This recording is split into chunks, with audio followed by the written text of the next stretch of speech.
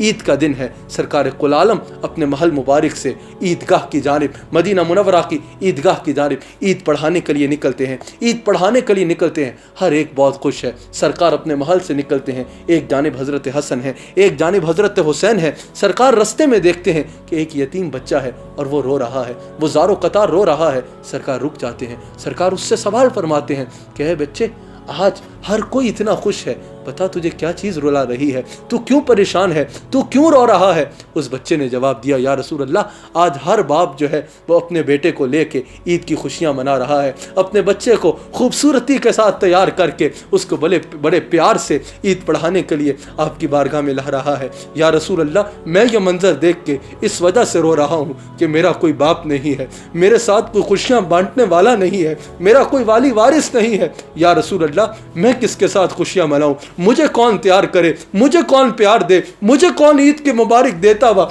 ईद पढ़ाने के लिए लेके जाए। मालिक कुल आलम रुक जाते हैं। वहाँ बहुत बड़ी तादाद में सहाबा सरकार के इंतज़ार में है। सरकार उस बच्चे को उठाते हैं, अपने महल मुबारक में ले जाते हैं और उम्मुल मोमिनीन हज़रत आयशा सिद्दीक़ा को हुक्म फरमाते हैं, इसको वैसे ही तैयार किया जाए जैसे हसन और हुसैन तैयार हुए हैं। वो तैयार होता है, वो तैयार होता है, वो रो रहा है कि मेरा कोई बाप नहीं है। मालिक कुल आलम उसको मुखातब फरमाते हैं और फरमाते हैं, क्या तू इस बात पर खुश नहीं है कि आज मैं कहता हूँ कि मैं मुहम्मदुर रसूलुल्लाह तेरा बाप हूँ, मैं तेरा बाप हूँ, आयशा तेरी वालिदा है, हसन हुसैन तेरे भाई हैं और मेरी बेटी फातिमा, मेरी बेटी सैयदा कायनात सैयदा फातिमा तेरी बहन है। वो बच्चा खुश होता है, वो बच्चा खुश हो जाता है, बाहर निकलता है तो बाकी बच्चों को जिनको वो देख के रश्क भरी निगाहों से खुश देख रहा था, उन्होंने उससे सवाल किया कि तू इतना खुश क्यों है। उसने कहा, मैं क्यों ना खुश हूँ, मुझे मुहम्मदुर रसूलुल्लाह जैसा बाप मिल गया, मुझे मुहम्मदुर रसूलुल्लाह जैसा बाप मिल गया,